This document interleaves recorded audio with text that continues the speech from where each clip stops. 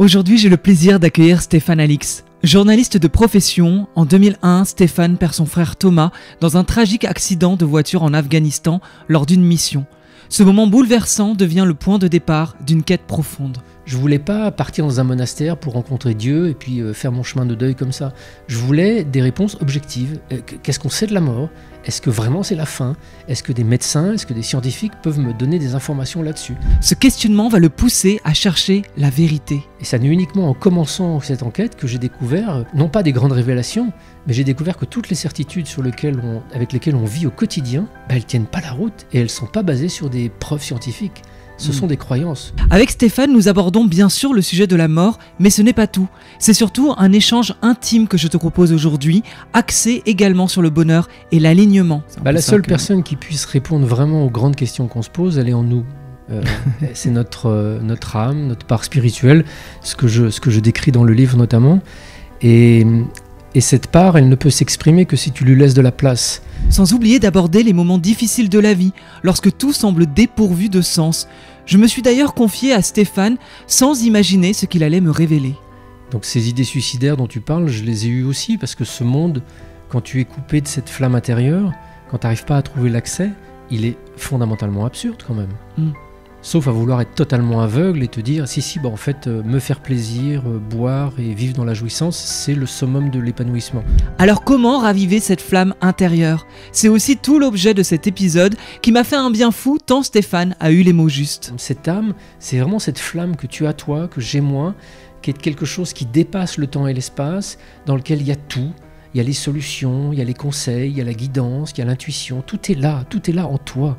Prépare-toi à t'embarquer dans un dialogue fascinant avec Stéphane Alix. Mais avant tout ça, n'oublie pas de me soutenir en me laissant 5 étoiles sur Apple Podcast ou Spotify, accompagné d'un petit commentaire. Tu pourras également retrouver les vidéos pépites de cette interview sur mon Instagram, Osez by Nico. Bonne écoute. Salut Stéphane. Salut Nico. Comment vas-tu ? Comment te sens-tu en cette journée de sortie de ton dernier livre ? Plus que bien, c'est vraiment un aboutissement de plusieurs années de travail. Donc j'ai écrit pas mal de livres, mais jamais aucun m'a pris autant de temps, de préparation, d'investigation, de synthèse. Donc là, j'ai l'impression d'arriver au bout d'un tunnel qui a commencé il y a tellement longtemps. Et je suis fier de ce livre, je suis content, c'est vraiment un aboutissement de beaucoup d'années de travail. La mort n'existe pas, c'est le nom de ton livre, on va en parler. J'ai un tas de questions à te poser sur le sujet. Mais avant ça, pour ceux qui ne te connaîtraient pas, tu te retrouves à ma soirée d'anniversaire. Il y a tous mes potes, on te demande qui tu es. Qu'est-ce que tu réponds ? Je suis journaliste. J'ai commencé le journalisme en tant que reporter de guerre en partant... il y a 34 ans de ça en Afghanistan, qui était occupé par les soviétiques à l'époque. J'avais 19 ans, je voulais absolument devenir reporter de guerre, c'était mon fantasme. Et puis, dans les années qui ont suivi, j'ai commencé à faire mon nid en tant que journaliste indépendant. J'ai toujours été autodidacte et freelance indépendant. Donc j'ai travaillé essentiellement en Asie, sur des zones de conflit, en Afrique également. Et puis j'ai publié mon premier livre en 98, qui était un livre consacré au trafic de drogue entre l'Afghanistan, l'Asie centrale et l'Europe. Et puis en 2001, dans une mission que je dirigeais en Afghanistan, mon frère Thomas est décédé. Mes 2 frères travaillaient avec moi, ainsi qu'une équipe avec plusieurs Français et une grosse équipe afghane. Et cet accident a été évidemment un moment charnière dans ma vie. Qui m'a poussé 2 ans après à abandonner complètement le journalisme que je faisais auparavant sur les questions sociales, politiques, conflictuelles, pour m'intéresser à la question de la conscience, à la question de savoir où est passé mon frère, est-ce qu'on peut le deviner, est-ce qu'on peut le déduire, est-ce qu'on peut enquêter sur cette question de la mort. Mais je l'ai vraiment fait avec mes outils de journaliste, habitué à traiter des questions sensibles, complexes. Et voilà, et c'est pour ça que je suis là aujourd'hui face à toi. Ouais, t'en dirais plein de choses pour te présenter. Ouais. Parce que là, c'est presque un résumé, je dis bien un résumé évidemment de ta vie. Parce que moi, ce qui m'a marqué, en fait, on s'est rencontrés en Inde. On s'est rencontrés à Auroville il y a 5 mois à peu près. On a connecté par Instagram, j'étais en Inde, t'étais en Inde, tu m'as proposé de se rencontrer à Auroville. J'y suis allé, je ne te connaissais pas, voire très peu, pour ainsi dire. Et Et j'ai été extrêmement touchée de te rencontrer. Et c'est fou parce que je ne connaissais pas, en fait, qui était... J'ai rencontré Stéphane, mais je ne connaissais pas Stéphane Alix, tu vois. Et ça... Enfin, moi, j'ai eu une rencontre qui était très particulière parce que, je sais pas, il y a eu... Enfin, c'est de mon côté, hein, comme enfin, comment je veux dire ça, un naturel, un truc qui était très fluide entre nous, et j'ai adoré en fait ce que tu dégageais en tant qu'homme finalement. Bah, écoute, c'est gentil. Pour répondre vraiment à ta question, si tu me demandais de me présenter en soirée d'anniversaire, je le ferais pas en général parce que je suis très discret, je suis assis au fond de la salle et puis je pars assez vite parce que je suis un peu un ours, donc c'est peut-être ce côté très discret qui fait que je suis effacé et que je j'ai pas tendance à avoir envie d'aller spontanément au premier plan, quoi. Ouais, là où les livres c'est pas mal parce que ça permet de te dévoiler dans quelque chose de très personnel. Oui, parce que en plus tu vois les sujets sur lesquels je travaille, c'est des sujets complexes sur lesquels tout le monde a une opinion qui est en général pas fondée, enfin si ce n'est sur des émotions et des présupposés. Donc parler de ce sujet pour moi c'est parfois difficile parce qu'il faut désamorcer beaucoup d'idées préconçues qu'on peut avoir sur la mort, sur la science, sur ce que l'on appelle et ce que l'on qualifie de surnaturel. Donc je trouve que le livre est plus adapté parce que le livre c'est vraiment une invitation à pénétrer dans mon univers, mes enquêtes sur plusieurs centaines de pages. Je réponds point par point à tous les arguments que je me suis posé moi en tant que sceptique et que le lecteur peut légitimement se poser. Oui, mais tout ça ce sont des croyances, ça n'existe pas, etc.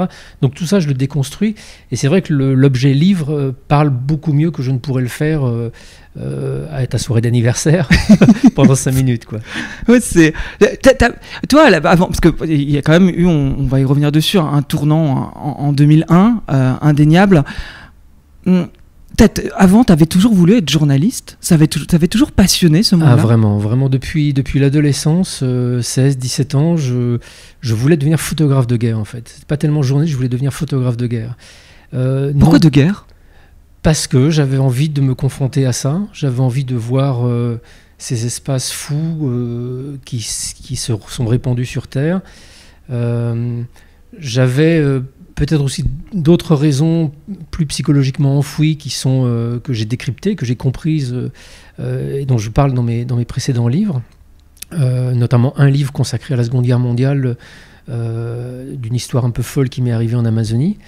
Mais voilà, j'ai toujours voulu ça et je me souviens précisément en mars 88, je lisais une revue consacrée à la guerre du Vietnam, parce que la guerre du Vietnam était pour moi l'objet de fantasmes journalistiques. C'était une époque où tous les photographes partaient sur ce conflit, pouvaient accompagner les troupes en opération. Il y a des très très grands photographes qui ont fait des travaux formidables, et puis aussi dans ce sens pour dénoncer l'absurdité humaine, la guerre, etc. Et donc dans cette revue, à un moment, il y a un article écrit par un journaliste photographe américain qui s'appelle Tim Page. Et il y a une photo de lui pour illustrer l'article. Et sous la photo, il y a une légende qui dit « Tim Page, dès l'âge de 18 ans, n'hésitez pas à s'engager en première ligne ». Et moi, là, j'ai 19 ans, on est en mars, je vais avoir 20 ans en août. Je me dis « Purée, il faut que je parte sur un terrain avant 20 ans ». Et c'était l'époque où les soviétiques occupaient l'Afghanistan. Il y avait des filières qui permettaient aux journalistes, comme aux humanitaires, d'entrer en Afghanistan clandestinement par le Pakistan. Et en quelques semaines, j'ai commencé à prendre des contacts. Je suis allé voir des grands reporters à l'Express, au Point, pour leur demander des conseils, comment on faisait. Et puis ils m'ont répondu, ils ont accueilli le gamin que j'étais avec gentillesse. Et début mai 88, je passais la frontière clandestinement avec un groupe de combattants et je suis entré dans le maquis pour plusieurs mois. Et j'ai fait ma première guerre. C'est ce qu'on appelle oser, hein. Finalement, oser assez vite, comme un appel en tout cas qui t'a permis d'oser rapidement à aller vers quelque chose qui t'animait. Ouais, c'était un appel, mais pour moi, si tu veux, à cette époque-là, il n'y avait rien de particulièrement exceptionnel. J'avais cette envie, j'avais les capacités de le faire, je voulais. Et quand je suis revenu de ce voyage, où je suis revenu mais comme un clou, j'étais maigre, j'avais les côtes apparentes, enfin ça a été un voyage assez dur, j'avais pas l'impression d'avoir fait quelque chose de particulièrement extraordinaire, j'avais juste suivi mon intuition, mon instinct, mes envies, et c'est ce qui m'anime encore aujourd'hui, à 55 ans, je suis quelqu'un peut-être apparemment radical dans ma démarche, et dans le livre j'ai peut-être suivi certaines voies aussi un peu radicales, mais pour moi j'ai le sentiment que je suis assez grand pour m'apercevoir que je fais une erreur, je suis assez grand pour me dépatouiller de situations complexes dans lesquelles je me fourrerais, Et je pense que à l'époque, je me disais pas ça, mais aujourd'hui, je le comprends comme ça. Je pense que c'est en ayant une forme de confiance dans la vie, de lâcher prise, d'engagement, que l'on tire des fruits qui sont peut-être plus riches que si on était dans une forme d'attentisme. Tu vois, il y a mon frère Thomas qui est décédé et beaucoup allé à Auroville dans les années 88, 89, 90. C'est pour ça que j'y suis allé aussi et qu'on s'y est rencontrés il y a quelques mois. Et Thomas m'avait une fois écrit un mail alors qu'il était à Auroville et que moi j'étais en reportage dans le nord de l'Inde. Et il me posait une question de frère en me disant toi, tu as l'air de réussir dans ce que tu fais, dans ton métier de journaliste. Comment est-ce que tu sais que quand tu prends une décision, les choix sont justes et sont bons? Et moi, j'étais dans mon petit cybercafé à Dharamsala. Je me dis merde, comment je lui réponds à ça? Et puis en fait, la seule réponse que je vais pu lui fournir, c'est je lui dis écoute, j'ai pas forcément les réponses. En revanche, j'hésite pas trop longtemps et je me mets en action.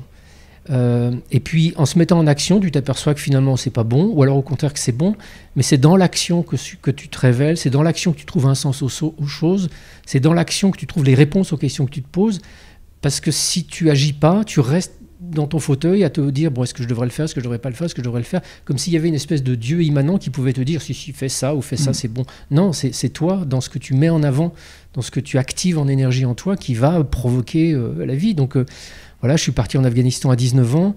Les circonstances ont fait que j'ai pu être un des seuls journalistes à pénétrer clandestinement dans Kaboul, qui était occupé encore par les soviétiques. Ça a été les premières grosses frayeurs de ma vie, de photographier les soldats russes depuis une jeep cachée au milieu de la ville. Et puis voilà, ça m'a ouvert la porte d'une rédaction qui était l'ancêtre de Marianne, qui s'appelait L'événement du jeudi, qui m'a publié mon premier article. Et puis voilà, de fil en aiguille, j'ai pu faire mon petit nid dans ce métier. Mais je suis tellement d'accord avec ce que tu dis sur le fait que quand on se pose des questions, des fois c'est l'action qui va tout solutionner. Je trouve ça tellement juste.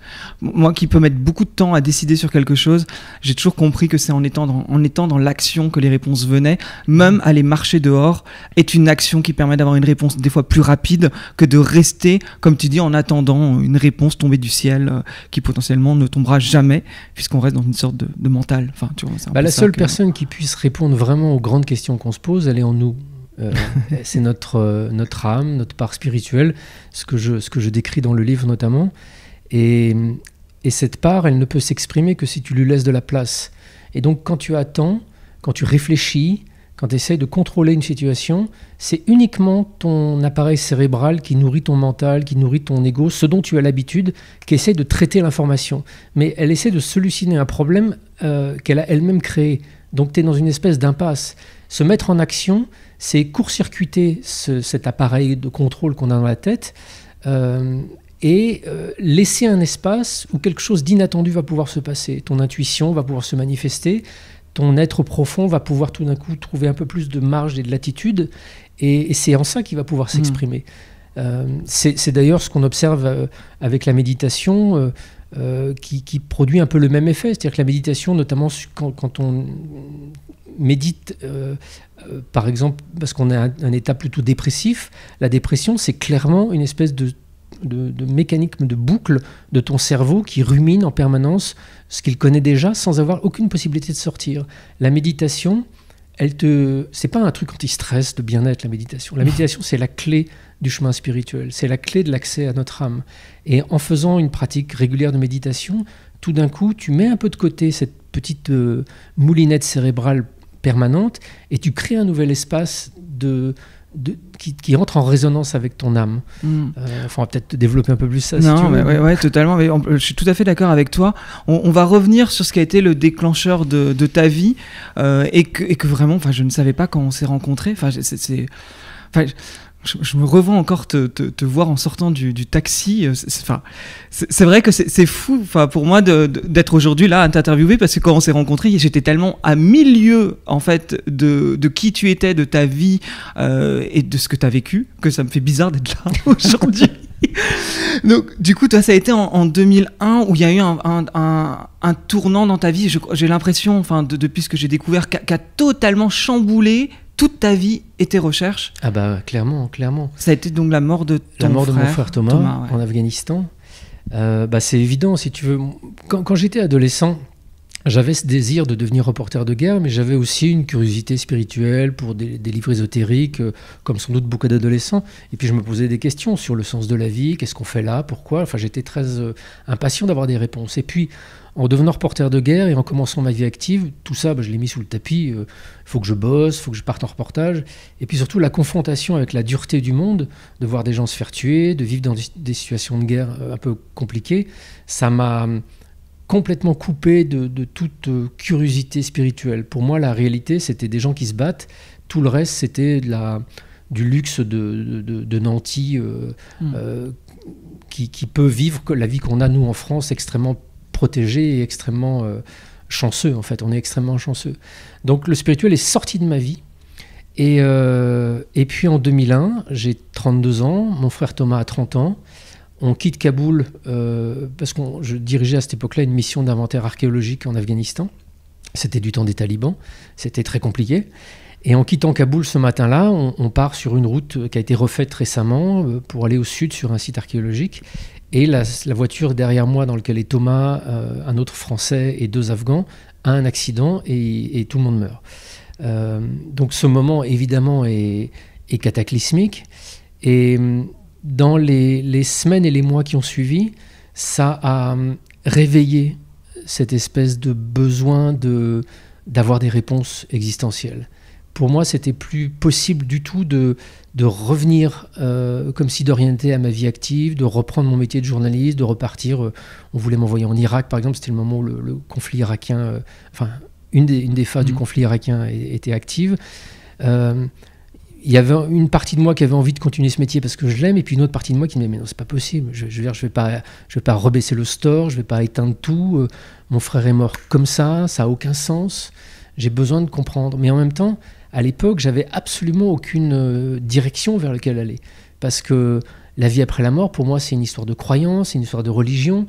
Donc, je suis pas spécialiste des religions, je suis pas théologien, et a priori, j'ai pas envie d'aller là-dedans, parce que c'est comment en fait trouver les réponses. Est-ce qu'il y a des réponses T'avais déjà eu un lien, enfin, tu t'étais déjà posé des questions sur la mort avant? Oui, adolescent, mais c'était des questions qui étaient pour moi uniquement accessibles à travers des livres liés à l'ésotérisme, par exemple. Donc pour moi, à cette époque-là, sans que j'y ai réfléchi, ça n'était pas scientifique, ça n'était pas sérieux, c'était plus des croyances.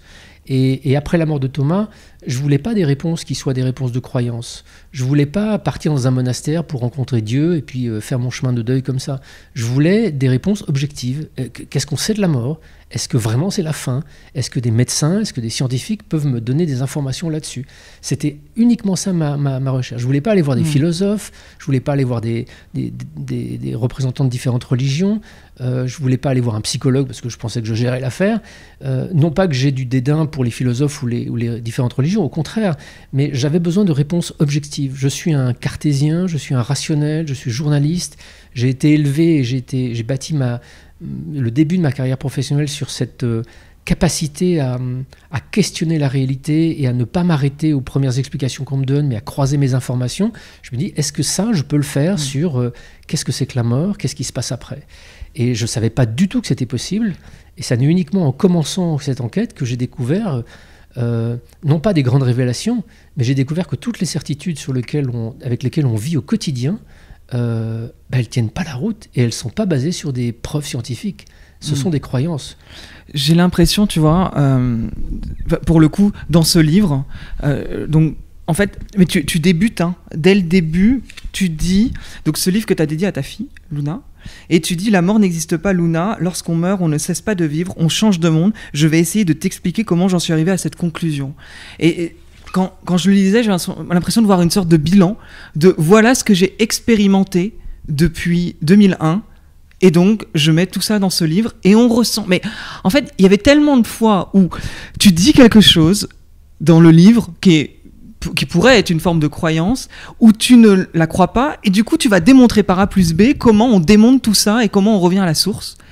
Et en fait, moi qui peux avoir un côté très cartésien, même si j'ai un côté très spirituel, eh ben, c'est hyper agréable à lire parce qu'en fait, on se dit, ok, ne serait-ce que quand tu parles des médiums.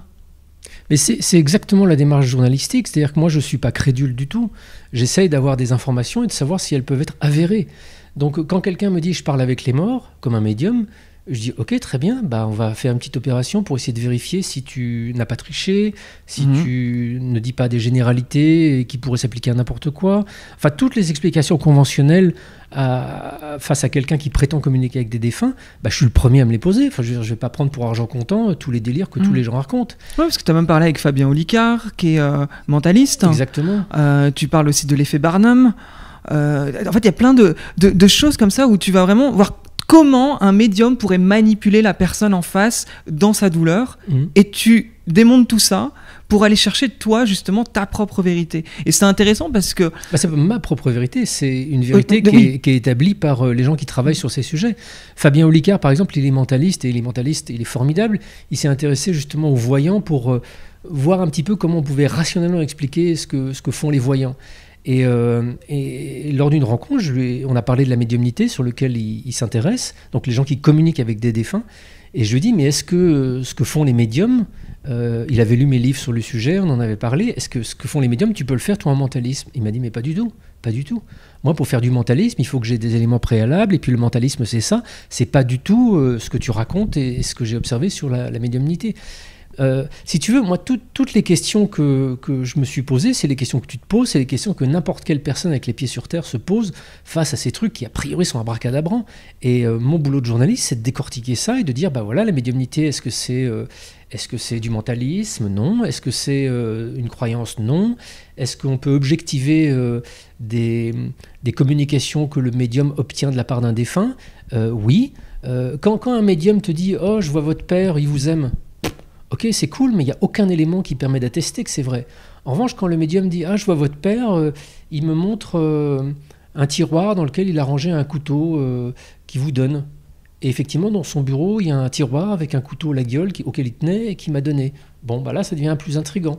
Quand la première fois que je suis allé voir un médium, il y a 17 ans de ça, pour le tester avec une photo de mon frère, je lui ai donné simplement la photo. Et puis je suis resté dans le silence en lui disant voilà, maintenant je vous dirai plus rien. Et on était presque dans la pénombre. Le médium a regardé la photo 3 secondes et puis il l'a mis sur son front comme si ça l'aidait à se concentrer. Il a fermé les yeux et instantanément il m'a décrit l'accident avec les détails, la blessure à la tête, etc., etc. Bon, une fois, tu peux dire wow, c'est une super coïncidence, mais j'ai répété cette opération avec d'autres médiums, avec d'autres défunts cibles, et à chaque fois, on obtient des informations qui peuvent être vérifiées, confirmées, et qui sont extrêmement précises, qui ne s'appliqueraient pas à toi, qui ne s'appliqueraient pas à n'importe quelle autre personne qui irait les tester. Donc ça permet d'objectiver que les médiums obtiennent vraiment des informations de la part de personnes a priori défuntes. Enfin, en tout cas, ils n'ont aucun autre moyen conventionnel d'obtenir ces informations. Donc, est-ce que ça vient du défunt? Est-ce que c'est de la télépathie? Ça, c'est une autre bonne question que j'examine et que je démonte dans mon bouquin. Voilà comment on bosse en tant que journaliste sur ces sujets-là. Il n'y a pas de sujet tabou, il y a juste des mauvaises manières d'investiguer et de travailler sur un sujet. Donc depuis 2001, ça a toujours été pour toi cette envie de réfléchir autour de la mort? Du coup, c'est resté un peu ton cap, comme tu vois, une boussole qui te guide à aller comprendre, examiner, oui. Comprendre, je dirais plutôt ce mot-là, comprendre. Oui, parce qu'évidemment, c'est pas un sujet sur lequel on peut travailler 3 mois et puis avoir toutes les réponses satisfaisantes. C'est un sujet qui demande des années d'implication, d'investigation.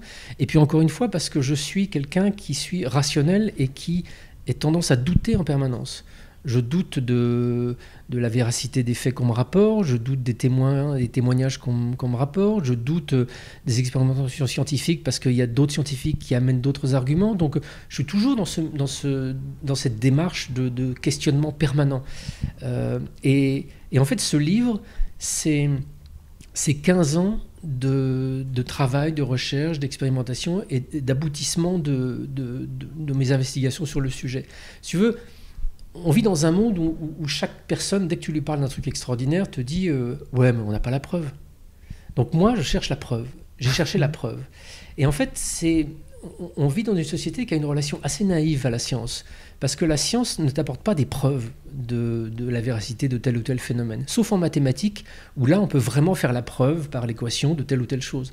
Mais dans les autres disciplines scientifiques, de l'astrophysique, en passant par les neurosciences, etc., on n'a pas de preuve des choses que l'on observe. On a ce qu'on appelle des éléments de preuve. C'est-à-dire, on pose une hypothèse, tiens, on observe un phénomène, quel qu'il soit, On pose l'hypothèse que ce phénomène se produit parce que ça et ça. Donc on va essayer de tester ces hypothèses, ça et ça. On monte différentes expérimentations scientifiques et on obtient des confirmations que l'hypothèse a l'air plutôt solide ou plutôt bancale. Si l'hypothèse est plutôt solide, on refait encore d'autres expérimentations jusqu'à rendre de plus en plus solide cette hypothèse, mais elle ne restera jamais qu'une hypothèse. Même si elle acquiert une espèce de force d'évidence, elle ne restera qu'une hypothèse. Et en fait, la science avance en accumulant des éléments qui convergent vers la même hypothèse pour au final admettre qu'on a, le terme c'est admettre que l'hypothèse peut être acceptée au-delà du doute raisonnable. Donc ce que je présente dans ce livre, c'est l'accumulation de toutes ces expérimentations et de toutes ces hypothèses qui permettent d'attester au-delà du doute raisonnable que la conscience survit à la mort du corps. Mais comme la science, ça n'est pas une citadelle composée de personnes qui sont toutes unanimes, tu as un certain nombre de chercheurs qui vont avoir la même opinion que celle que je te partage, c'est-à-dire que oui, effectivement, aujourd'hui, on a suffisamment d'éléments de preuve pour attester que la conscience survit à la mort, et puis tu as d'autres scientifiques qui disent, bah non, moi, de mon point de vue, on n'a pas assez d'éléments. Alors, je rajoute juste que les scientifiques qui disent, non, nous, on n'a pas encore juste assez d'éléments, c'est souvent des gens qui n'ont pas bossé sur ces sujets-là, qui ignorent les recherches, qui ignorent les dossiers, qui ignorent les études, qui réagissent plutôt avec une forme d'a priori qui leur semble rationnelle, alors que c'est précisément complètement irrationnel comme démarche. Et on est dans ce moment, où cette évidence scientifique que je présente dans mon livre, elle est dans la société, elle est là. Des journalistes sont convaincus, d'autres sont encore réticents, et puis ça évolue, et peut-être que dans 10 ans, ça sera devenu une évidence pour tout le monde que oui, la conscience ne se réduit pas à l'activité de notre cerveau, et qu'elle survit à la mort du corps. Tu as le sentiment que pour toi, c'est une quête, aujourd'hui ? Enfin, là c'est comme je le disais, on arrive sur un livre assez bilan, oui. Mais est-ce que tu as l'impression de vivre une quête ? Ah bah clairement. Moi, tu veux, mais même à 19 ans, quand je suis parti en Afghanistan, j'ai jamais considéré mon métier de journaliste comme une forme d'activité dilettante. Pour moi, c'était à chaque fois intense, c'était à chaque fois primordial que je fasse mon travail jusqu'au bout, que j'écrive, que je parle de ce que j'avais vu. Et c'est évident que travaillant sur la mort après la mort de mon frère, ça a rendu ce sujet éminemment crucial dans ma vie, éminemment important. Et parfois, certaines personnes m'ont dit « Oui, mais vous avez perdu votre frère, donc ça vous rend plus crédule. » En fait, c'est exactement l'opposé, c'est exactement l'inverse. Je dois à mon frère, je dois à sa mémoire d'être encore plus rigoureux que si j'avais travaillé sur un autre sujet ou que s'il n'était pas mort et que j'avais juste travaillé là-dessus par curiosité. Ça, c'est pas des réponses de confort que je cherchais, c'est des réponses certaines. Je voulais être certain de savoir où est mon frère aujourd'hui. Et ça demande un paquet d'années d'investigation. Et est-ce que tu as trouvé ? Oui, c'est décrypté dans le bouquin, expliqué comment, ouais. Là, dis-moi si je fais une erreur, mais est-ce qu'on parle de l'ayahuasca, entre autres ? On parle de tout. On parle de tout. Ce livre, en fait, présente un ensemble de phénomènes qui se produisent chez des centaines de milliers, voire des millions de personnes à travers le monde, qui sont notamment les expériences de mort imminente, les vécus subjectifs de contact avec un défunt, c'est-à-dire les sensations que des personnes en deuil ont quelques jours, quelques semaines après un décès, de sentir une présence, de sentir une caresse sur l'épaule, un souffle, voire une apparition. Ces phénomènes sont extrêmement récurrents, plus de 50% des gens en deuil les vivent. Je parle des expériences de conscience accrues au moment du décès, c'est-à-dire que les personnes en fin de vie, qui sont à quelques jours de mourir, qui sont peut-être impotentes, voire non répondants depuis plusieurs jours, tout d'un coup, à quelques heures de mourir, semblent se réveiller, et puis parfois disent aux médecins, aux infirmières, « Vous voyez la personne dans la pièce, là c'est mon mari, il vient me chercher ».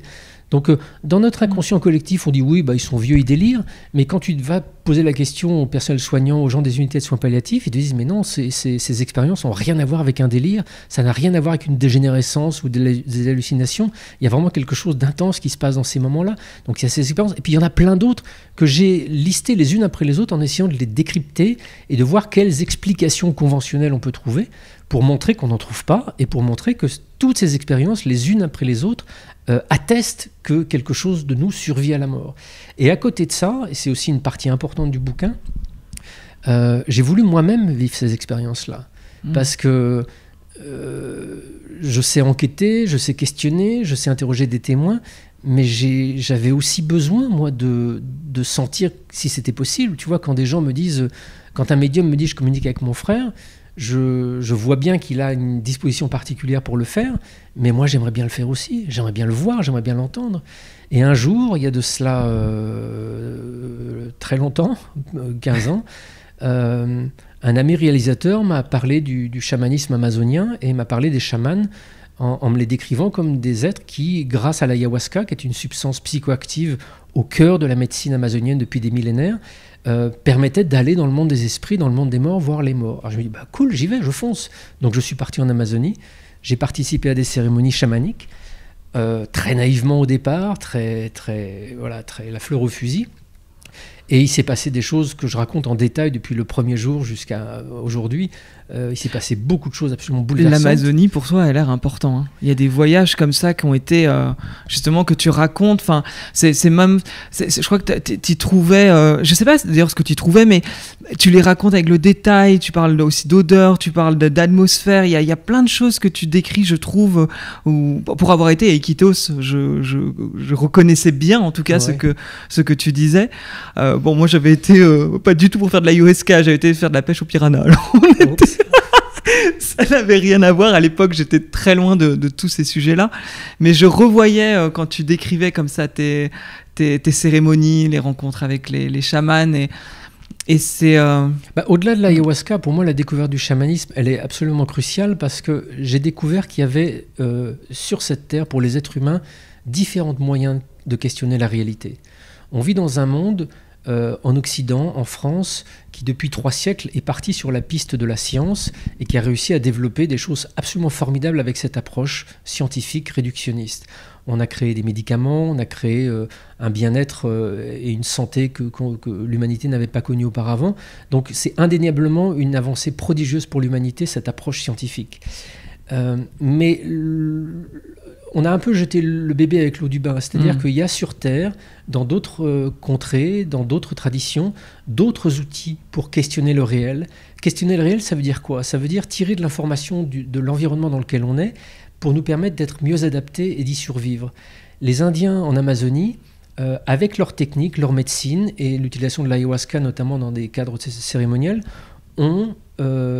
développer une intelligence prodigieuse d'adaptation à cet environnement. L'Amazonie, c'est un univers, tu parles des piranhas, mais il y a bien d'autres saloperies oui, là-bas. Sûr. C'est un univers extrêmement hostile, extrêmement compliqué. Si je t'y mets tout seul au milieu de la forêt, au bout de 15 jours, t'es mort, moi aussi. Pourtant, les Indiens, grâce à cette intelligence de communication avec le monde des esprits, tel qu'ils le décrivent, ont réussi non seulement à s'adapter, mais à se soigner, à trouver des réponses à leurs pathologies, celles qu'ils rencontrent, à trouver des réponses pour se nourrir, etc. etc. Donc, quand un regard anthropologue un peu distancié va questionner des chamans pour leur dire « Tiens, comment est-ce que vous avez découvert ?» Je te prends l'exemple du curare, par exemple. Ouais. Le curare, c'est une substance paralysante qui permet de tuer un animal, non pas en l'empoisonnant, mais en le paralysant, ce qui fait que l'animal suffoque, tombe, et tu peux le manger sans que sa chair ait été empoisonnée par une substance. Comment les Indiens ont trouvé le curare, en fait ? Quand tu questionnes un anthropologue, il va te dire ils ont fait des essais, et puis au bout d'un moment, ils ont trouvé le bon truc. Mais quand tu réfléchis mathématiquement à ce que ça veut dire faire des essais pour trouver ça, le curare, c'est une combinaison de plusieurs plantes. Sa préparation dure 24 heures. À certains moments de la préparation, si tu respires les vapeurs qui s'échappent du truc, tu meurs parce que c'est un poison. Comment se fait-il que parmi plus de 80 000 espèces de plantes en Amazonie, ces mecs tout nus dans la forêt aient eu l'idée de combiner certaines plantes dont la préparation peut être mortelle si tu la renifles à un moment. Enfin, tu commences à réaliser que rationnellement, c'est complètement improbable, quoi. Complètement improbable. Et quand tu demandes aux Indiens comment ils ont trouvé ça, ils te disent c'est les esprits qui nous ont expliqué. Et mais ça veut dire quoi ? On a eu une vision et l'esprit est venu et nous a montré les feuilles de telle ou telle plante et nous a expliqué comment les combiner et on a fait ça et ça donne ça. Est-ce que c'est pas plus rationnel d'écouter ce qu'ils disent ? Tu le dis, tu parles de ça et je vais directement aller sur la page. Tu vois, je voulais t'en parler, là ça tombe bien.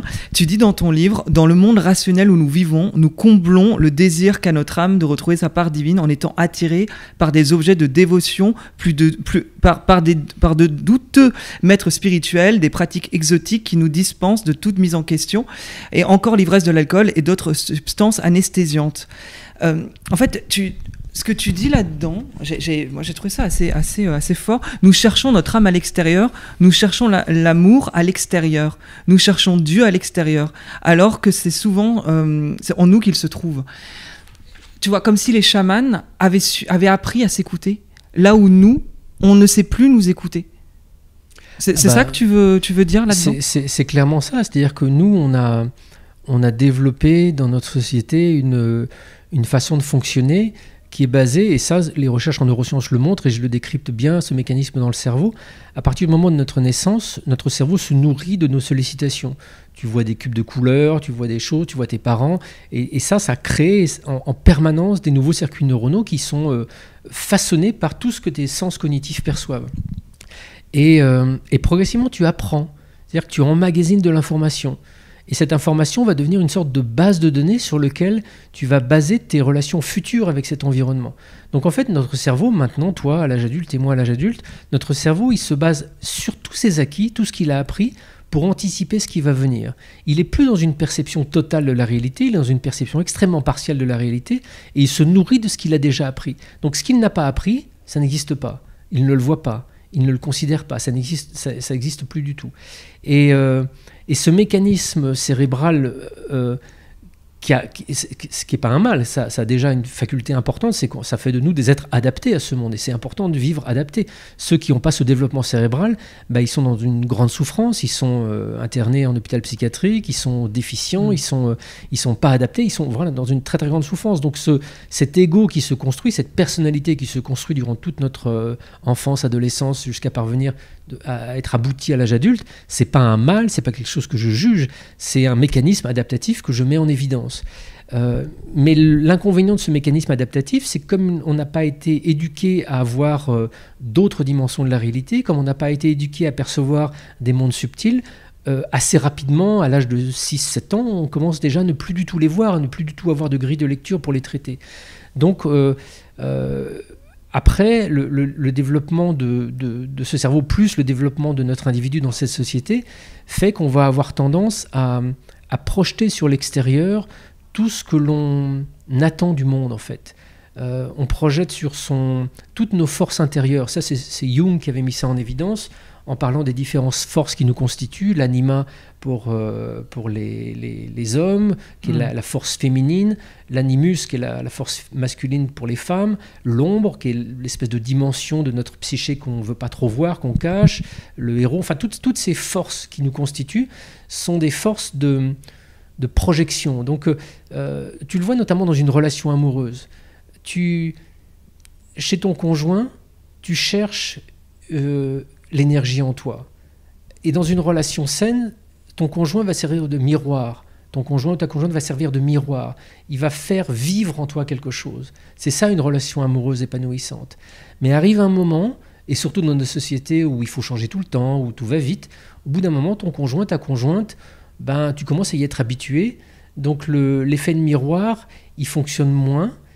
Tu as l'impression que tu connais tout de l'autre, tu as l'impression que cette projection, elle devient un petit peu à sens unique, et du coup, cette force extérieure que tu continues à vouloir chercher à l'extérieur, tu la trouves de moins en moins chez la personne avec qui tu vis, et ça peut te pousser à avoir tendance à vouloir changer de personne, et hop, à passer à une autre relation, sauf que tu vas reproduire exactement le même schéma dans une autre relation. C'est un mécanisme complexe, enfin psychologique un peu complexe, que je détaille plus clairement dans le livre, mais pour moi, c'est une évidence. Moi qui suis parti beaucoup en voyage avec l'espérance de trouver des grandes réponses, avec l'espérance qu'enfin ça irait mieux au fin fond de l'Amazonie.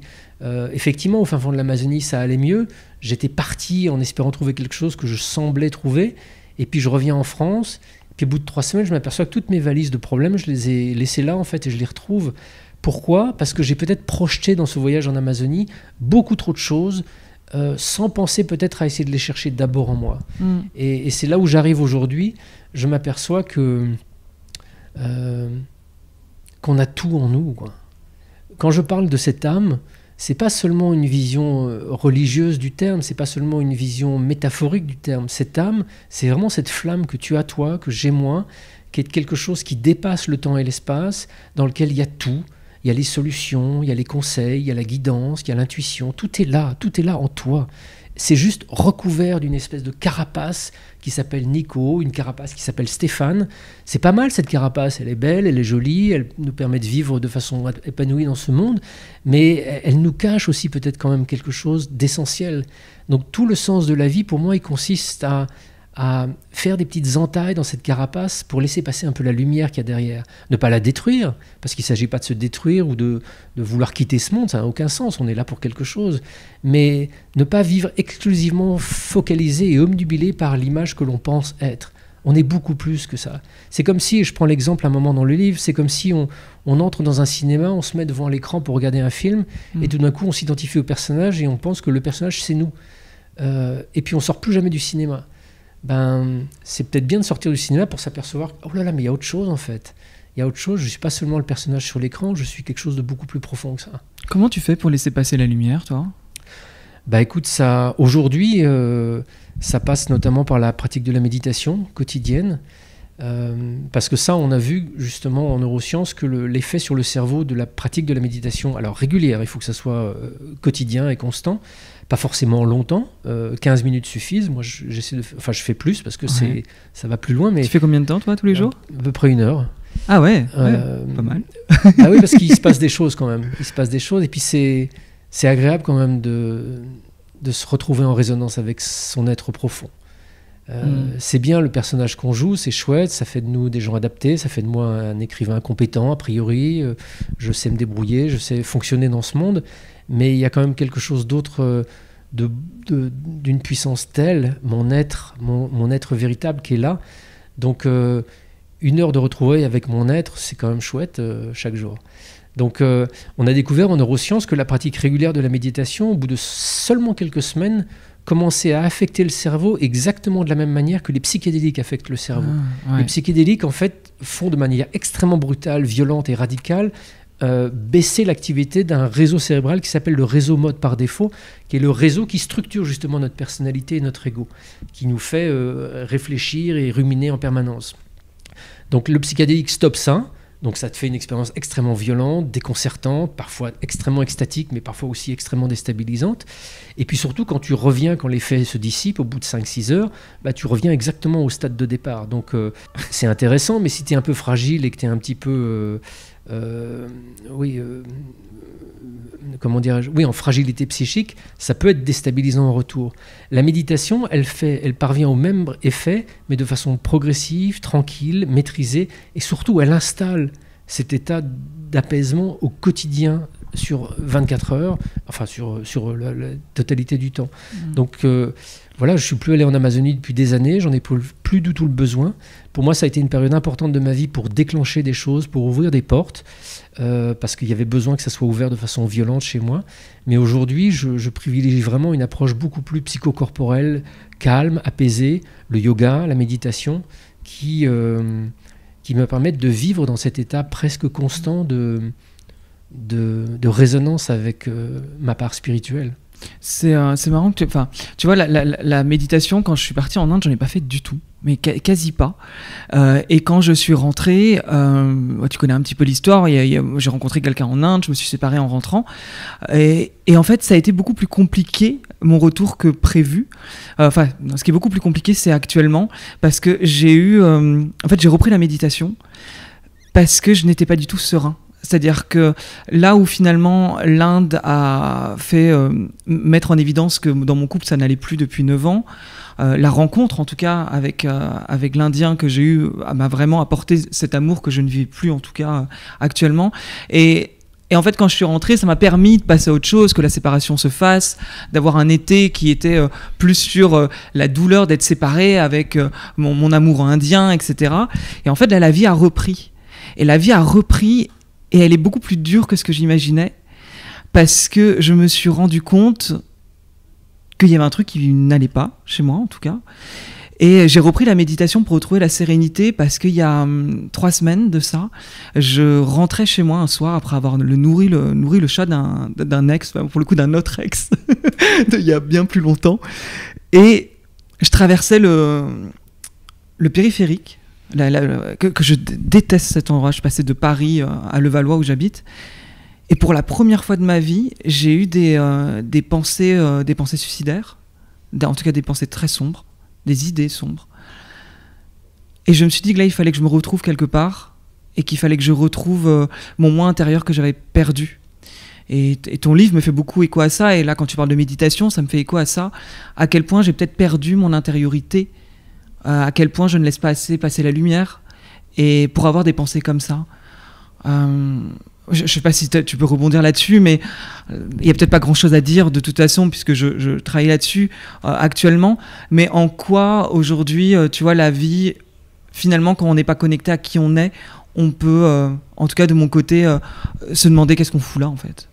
Ah, mais ça a été mon cas de très nombreuses fois, tu sais. Hein. Je suis parti sur certains reportages dangereux en me disant si je me fais défoncer là-bas, tant mieux, quoi. Donc ces idées suicidaires dont tu parles, je les ai eues aussi, parce que ce monde, quand tu es coupé de cette flamme intérieure, quand tu n'arrives pas à trouver l'accès, il est fondamentalement absurde quand même. Sauf à vouloir être totalement aveugle et te dire si, en fait, me faire plaisir, boire et vivre dans la jouissance, c'est le summum de l'épanouissement. Effectivement, si tu focalises là-dessus, tu vas y arriver. Tu deviens Instagrammeur à Dubaï et puis tout va bien. Enfin, à mon avis, il y a un retour de bâton au bout d'un moment. C'est possible. Mais effectivement, quand tu as ce manque qui est là, ça veut dire que tu es vivant. Ça veut dire que cette flamme, elle se débat. Elle dit hey, Nico, je suis là. Donc, j'aurais pas spécialement de conseils judicieux à te donner parce que je me suis débattu avec ça aussi très très longtemps. Comment t'as fait, toi ? Tu sais, je pense que la chose la plus importante à faire, c'est déjà d'essayer de se regarder avec honnêteté et de travailler sur soi. Pas tout seul, parce que tout seul, on n'y arrive pas, on n'a pas le recul nécessaire. De se faire accompagner par un psychothérapeute, une psychothérapeute, d'aller se confronter aux différentes facettes de la personnalité qu'on a construite, parce qu'on a construit cette personnalité en réaction aux choses qui nous ont confrontés depuis notre petite enfance. Et parfois, on a peut-être construit des barrières de protection pensant se protéger de quelque chose qui n'était pas une menace, ou qui était peut-être véritablement une menace. Et donc, on s'est construit une sorte de gardien intérieur qui est un gardien extrêmement efficace et puissant, mais qui est très bourrin aussi. C'est-à-dire que ce gardien, il nous coupe de toute une partie de la réalité. Et moi, j'ai cheminé en ne refusant jamais de me confronter à des choses qui pourraient être difficiles, parce que je savais que ces choses difficiles seraient transitoires et que c'était un chemin d'accès à plus de lucidité intérieure. Tout ce qui t'anime intérieurement et que tu ne connais pas, tu ne peux pas le changer parce que ça agit inconsciemment sur toi. Je te prends un exemple dont je parle dans un précédent livre, Nos âmes oubliées. Pendant le travail que j'ai fait avec les psychédéliques, avec une thérapeute, j'ai découvert que j'avais été abusé quand j'étais gamin. À 52 ans. Je ne l'ai jamais su, c'est quelque chose que j'ai complètement effacé de ma mémoire consciente. C'est un mécanisme d'amnésie traumatique qui est bien connu. Sauf que quand ça m'est arrivé, quand j'ai découvert ça à l'âge de 52 ans, je me dis mais c'est pas possible, c'est pas possible. Si j'avais vécu un truc comme ça, je m'en souviendrais, etc. Et en même temps, le jour où ça s'est révélé, c'est comme si tout d'un coup, toute ma vie s'éclairait. Mon mal-être, des moments de grande mélancolie où effectivement j'avais eu des pensées suicidaires comme la tienne. Je ne dis pas pour autant que tes pensées suicidaires sont liées à un truc comme ça, bien évidemment, hein, mais j'avais découvert que j'avais une part... Il y avait en moi, par-dessus cette flamme éternelle, il y avait un petit garçon qui, à un moment très tôt dans sa vie, s'est dit « Ouh là là, c'est une menace, l'extérieur, et il faut que je taise mes émotions, parce que mes émotions, c'est trop insupportable, quelqu'un abuse de moi. » Donc il y a un petit garçon, un petit Stéphane, de 1 an, 2 ans, 3 ans, qui, à un moment donné, a décidé de se mettre dans sa bulle et de sa coquille, et de se dire « je n'éprouve plus rien, parce que j'ai besoin de ça pour me protéger. » Et j'ai vécu toute ma vie avec cette dimension cachée en moi, de façon complètement inconsciente, sans jamais savoir pourquoi j'étais dans certains états. Et alors, sans aller jusqu'à des problèmes d'inceste, même si je sais qu'ils sont plus répandus qu'on l'imagine, toutes nos enfances sont ponctuées d'événements plus ou moins difficiles comme ça. Pas des incestes forcément, Dieu merci, mais rien qu'une gifle. Rien qu'une gifle de ton papa que tu vas voir quand tu as 1 an parce que tu veux jouer, et puis c'est pas le moment, et tu dis, ou même pas une gifle, mais une remontrance. Non, pas maintenant. Ça, c'est pas grave, Mais pour le petit garçon, ça peut être un événement traumatique fondateur qui lui dit « je suis nul, je ne vaux pas le coup, il faut que je me taise, etc. etc. » Et en fait, on se construit tous avec des choses comme ça. Ce n'est pas, encore une fois, un jugement de valeur ou une accusation envers les parents. C'est normal, on se construit parce qu'il y a un monde qui fonctionne d'une certaine manière et on ne le comprend pas. Et donc, dans notre tentative de comprendre le monde pour le petit enfant, il va se construire une réalité qui va le façonner en tant qu'être individu adulte sur parfois peut-être des choses qui sont complètement fausses. Donc moi, ce qui, pour moi, à mon sens, le plus important, c'est que peut-être, pour moi, la chose la plus cruciale à faire, c'est d'essayer d'aller creuser un petit peu ça, de s'intéresser à soi, d'essayer d'aller investiguer un petit peu ce qui nous a construit, ce dont on est constitué, d'aller un peu investiguer ce qui se passe au fond de notre inconscient. Penser à soi, prendre soin de soi, c'est pas une démarche égoïste, parce que c'est en prenant soin de soi et en se guérissant qu'on va devenir un meilleur être humain capable de prendre soin des autres aussi. On prend souvent l'exemple je sais pas qui est le on, mais j'ai déjà entendu cet exemple. Dans un avion, il faut toujours mettre le masque à oxygène sur soi avant d'aider l'autre. Exactement. Sans quoi il est compliqué. Exactement. C'est quoi pour toi le bonheur? Ouah.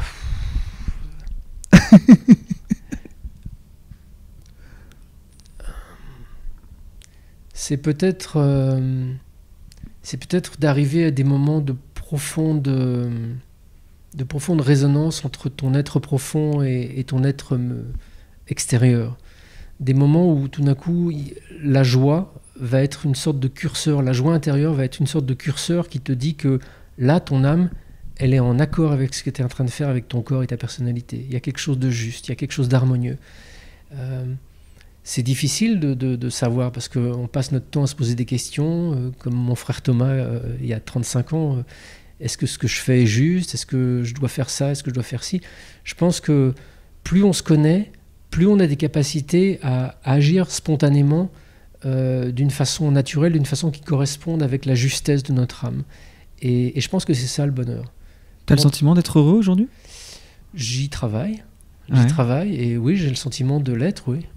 Et d'avoir trouvé peut-être cette justesse, justement, dans ce que tu fais? C'est un travail sans fin. C'est-à-dire que c'est pas un aboutissement. Le bonheur, pour moi, c'est pas un aboutissement qui, tout d'un coup, va t'installer dans une espèce de félicité où tu te tournes les pouces, quoi.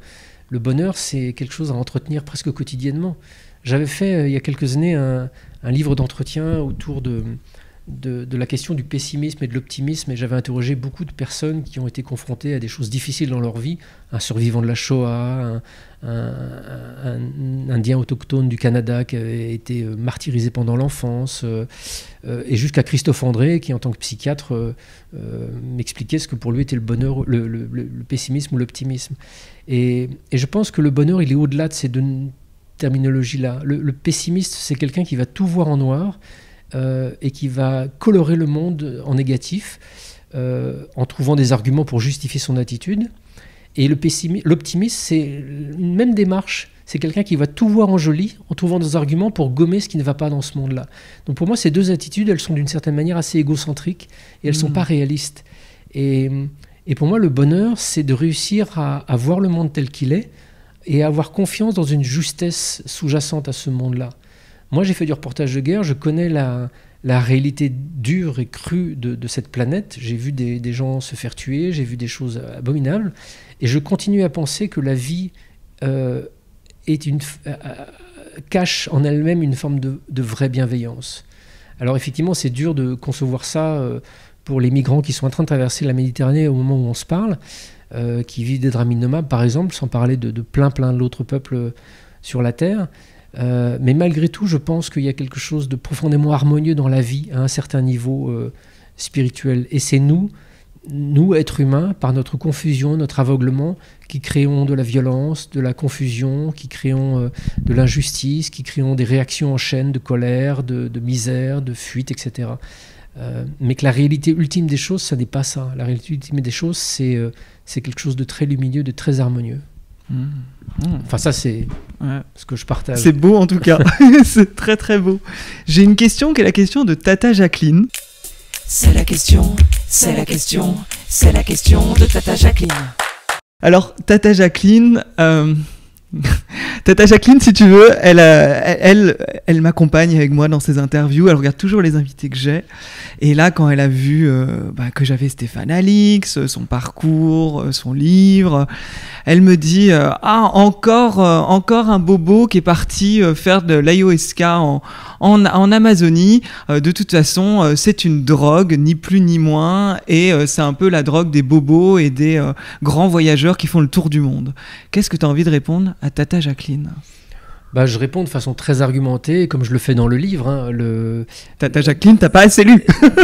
Déjà, Tata Jacqueline, il faudrait que vous lisiez mon livre. Ça répondra, je pense, à ces questions qui sont parfaitement normales et légitimes. L'ayahuasca, le LSD, la kétamine, tout ça, ce sont des substances classées comme des drogues et interdites à la consommation et à l'usage en France et en Europe, enfin une partie de l'Europe. Maintenant, voilà, qu'est-ce qu'on peut dire véritablement de ces drogues ? Parce qu'on classe en drogue plein de substances qui sont très différentes les unes des autres, et puis certaines substances ne sont pas classées en drogue alors qu'elles ont des effets nocifs, toxiques, sociaux bien plus considérables que l'héroïne ou la cocaïne. Je pense à l'alcool ou au tabac, par exemple, qui sont des drogues extrêmement toxiques, mais il y a des pubs dans le métro pour ça, enfin pour l'alcool en tout cas. Les substances psychédéliques, donc, dans lesquelles on peut classer la DMT qui est contenue dans l'ayahuasca, le LSD, la psilocybine des champignons hallucinogènes, la kétamine et la MDMA, sont des substances qui font l'objet de beaucoup d'études, notamment pour leur usage thérapeutique. Dans les années 50-60, ces études ont été plus ou moins stoppées à partir du moment où ces substances ont été interdites, mais elles n'ont pas été interdites pour des raisons sanitaires et sociales, parce que les preuves scientifiques montraient exactement l'inverse. Elles ont été interdites vraiment pour des questions politiques d'ordre de contrôle social. On était aux États-Unis en pleine guerre du Vietnam, c'était Nixon au pouvoir. Je ne pense pas que cet homme était d'une grande lucidité et bienveillance sur nombre de ses décisions. Et puis le monde a suivi cette direction.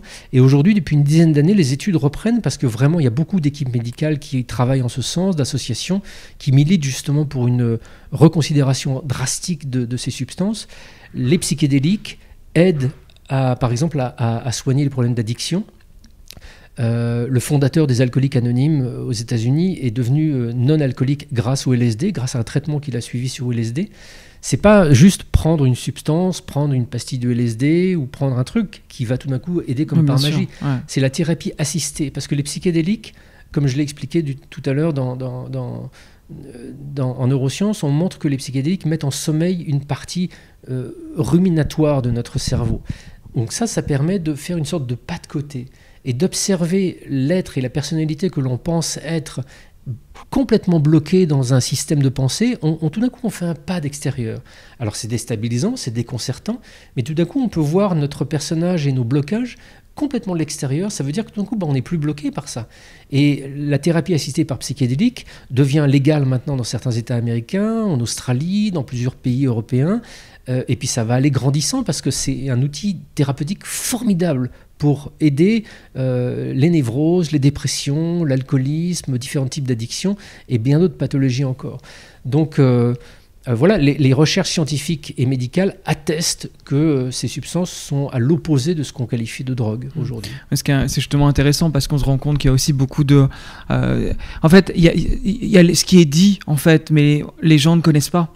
Enfin, ouais. On peut dire, sur tous les sujets d'ailleurs, il y a ces grandes phrases de « ah ça c'est pas bien, ça c'est bien », mais en fait la plupart du temps c'est des discussions de comptoir où les gens ne vont jamais de toute façon au bout. Ils ont entendu un tel qui en a parlé, ils ont vu dans un reportage télé qui peut être potentiellement un peu putassier et ils partent du principe c'est comme ça et ils vont pas jusqu'au bout, quoi. Mais j'aime bien citer, c'est une réponse pour Tata Jacqueline.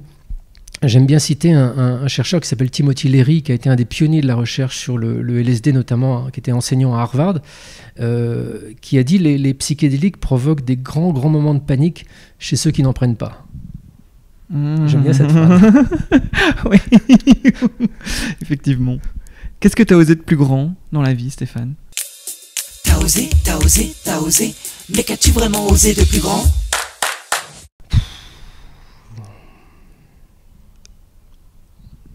Je sais pas trop quoi te dire à cette question. Qu'est-ce que j'ai osé de plus grand ? Il n'y a rien qui te vient intuitivement ? Il y a plein de petites choses. Tu sais, des fois, de plus grand, c'est ce qu'il y a de plus petit. Ouais. Non, tu vois dans ce que je veux dire, hein, plus grand, c'est qu'est-ce qui pour toi t'a paru peut-être très grand que t'as osé à un moment donné.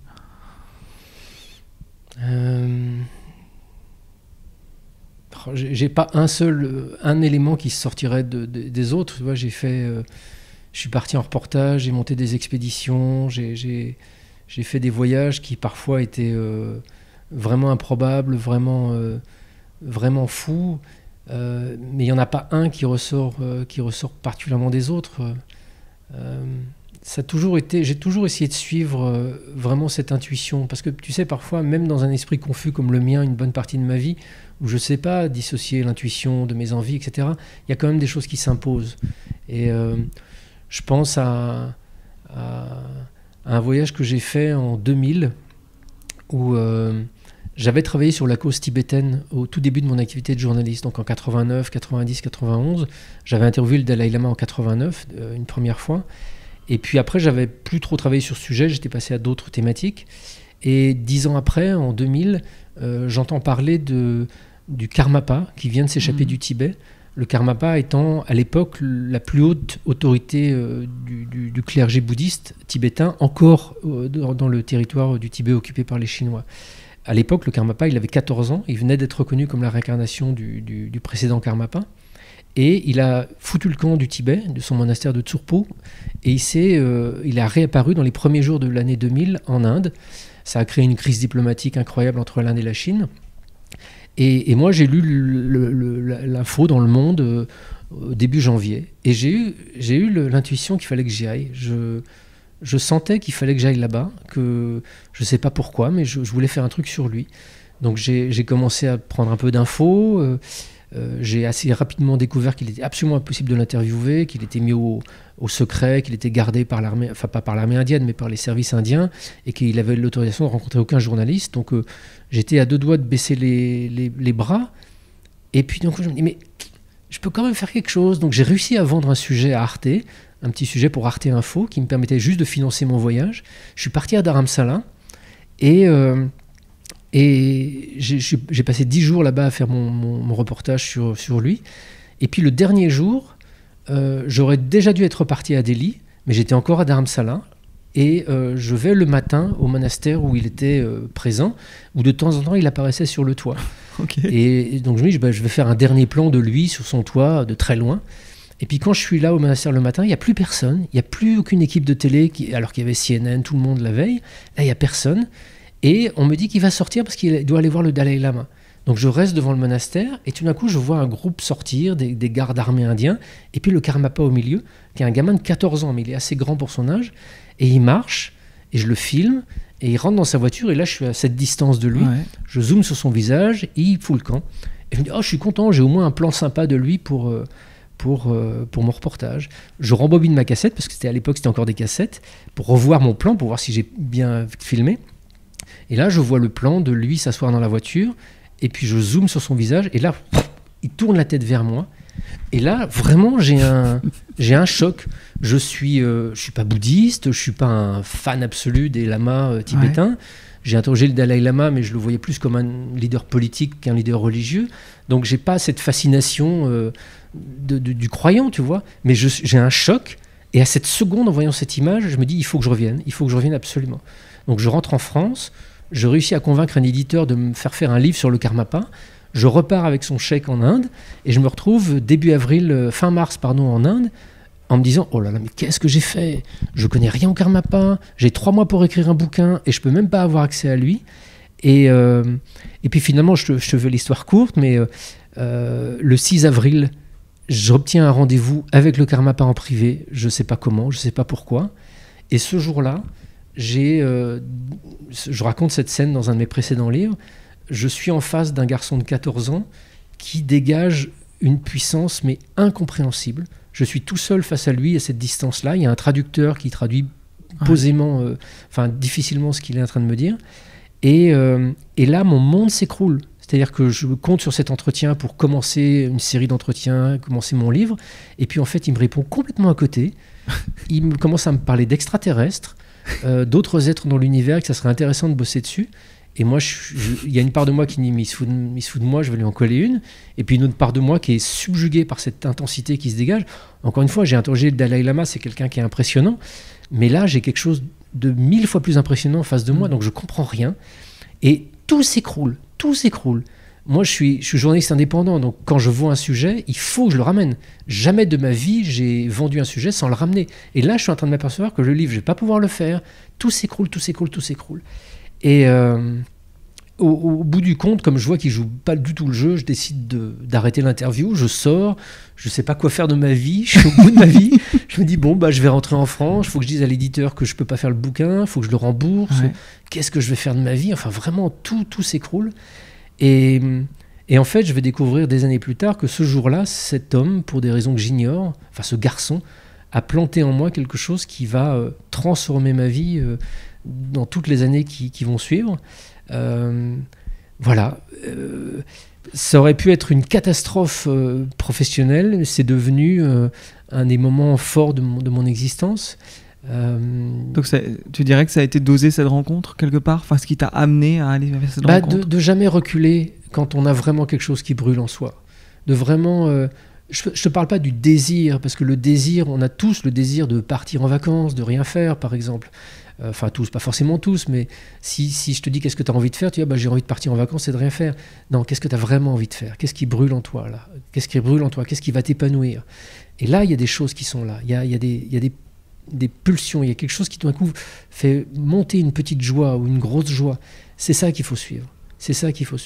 Et aujourd'hui, j'ai 55 balais, donc je commence à avoir quand même une petite expérience de vie, et je m'aperçois que la vie, elle est très longue et elle peut être très riche, mais elle passe très très vite aussi si on ne fait pas les choix, si on ne suit pas à certains moments de sa vie cette impulsion. Il n'y a rien que je trouve qui vaille le coup de ne pas être déraisonnable à certains moments de sa vie. Parce que sinon on le regrette à un moment ou à un autre. C'est d'ailleurs ce que disent beaucoup de gens en fin de vie. Les regrets qui sont exprimés dans une unité de soins palliatifs ne sont pas des grands regrets, c'est des regrets sur des petites choses simples, des choses qu'on n'a pas exprimées, des amours que l'on n'a pas dit. Donc c'est important de suivre ces élans de joie, même si ça nous impose de remettre en question beaucoup de choses qu'on a dans notre vie.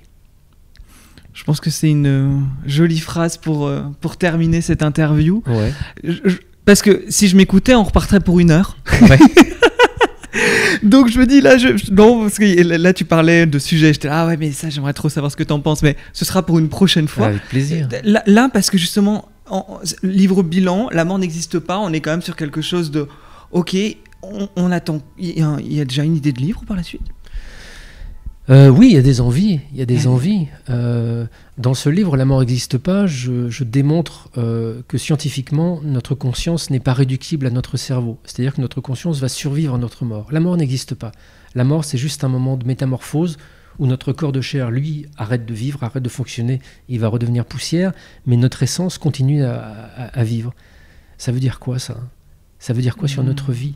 Ça veut dire que notre vie, elle ne se réduit pas à cette existence. Ça veut dire qu'on peut aujourd'hui contacter cette âme que nous possédons. Elle ne se révèle pas nécessairement qu'au moment de la mort. Elle peut se manifester là, maintenant. Et c'est un peu ce que je cherche aujourd'hui. Ce que je cherche aujourd'hui, c'est à mettre en place au quotidien des pratiques et une discipline de vie et une curiosité qui me permettent d'être en relation avec mon âme au quotidien, parce que cette âme, c'est un guide, c'est une aide, c'est un réconfort. C'est quelqu'un qui m'accompagne dans la vie avec beaucoup plus de sagesse que moi je ne peux le faire avec ma personnalité de Stéphane Alix. Donc voilà, la méditation, le yoga et une plus grande attention portée à cette part spirituelle dans laquelle on baigne tous, qui se manifeste par des rêves, par des signes, par des synchronicités, par plein de petits moments magiques de la vie, Donc je ne sais pas ce que ça donnera. Il est évident que le travail que j'ai fait sur la mort, sur la vie, arrive à son terme avec ce livre qui est une vraie synthèse de presque 2 décennies de travail. Donc je ne sais pas ce qu'il y aura par la suite, mais je suis en confiance, on verra. En tout cas, pour ceux qui veulent voir justement ce dernier livre, ce livre bilan, La mort n'existe pas, chez HarperCollins, disponible partout depuis le 4 octobre. Exactement. En l'occurrence. On peut te retrouver sur Instagram. Si sur Instagram, ouais, sur Facebook également. Sur Facebook. Page Facebook Stéphane Alix avec la petite pastille bleue, sur Instagram pareil. Et de toute façon, toutes les informations, même pour le livre, ceux qui veulent, c'est en description. Je ne sais pas où on se reverra. Est-ce qu'on se reverra à Paris? Est-ce qu'on se reverra en Inde? Ou est-ce qu'on se reverra en Alaska? Je ne sais pas. Alaska, je crois pas, non. Je doute aussi. Plutôt Inde, ouais. Mais peut-être en Inde ou ici, tout simplement. Merci beaucoup d'avoir accepté l'interview et au plaisir de se recroiser. Merci beaucoup de ton accueil, Nico. À bientôt. Salut. J'espère que cet épisode avec Stéphane t'a plu autant qu'à moi. Finalement, moi, ce que j'aime vraiment dans ces interviews, c'est aller au-delà de ce qu'on peut connaître des gens. Et là, j'ai eu le sentiment de connaître plus Stéphane que Stéphane Alix, finalement. Et c'est ça que je trouve intéressant, c'est d'avoir ces conversations qui sont pleines de sens. Et pour moi, cet échange n'a pas été anodin. Et je te souhaite aussi que dans mes échanges, finalement, que j'ai avec mes invités, tu y trouves toi aussi une sorte de lumière, un peu comme ce que disait Stéphane dans cet épisode, traverser cette carapace par la lumière pour aller trouver ce qui nous fait vibrer cette flamme intérieure. En tout cas, merci pour écouter, pour être de plus en plus nombreux à écouter ces épisodes. N'oublie pas que tu peux laisser 5 étoiles, c'est ce qui me permet vraiment d'aller chercher des invités comme Stéphane, en fait, d'aller chercher ces invités si inspirants. Donc, je te le dis, si tu as 2 secondes, n'hésite pas à laisser 5 étoiles, un petit commentaire, un petit pouce bleu sur YouTube, un petit commentaire aussi sur YouTube, et tu peux me follow sur Osez by Nico, l'Instagram, où tu as les vidéos pépites de cette interview. Je te dis à très très bientôt pour un prochain épisode. Salut!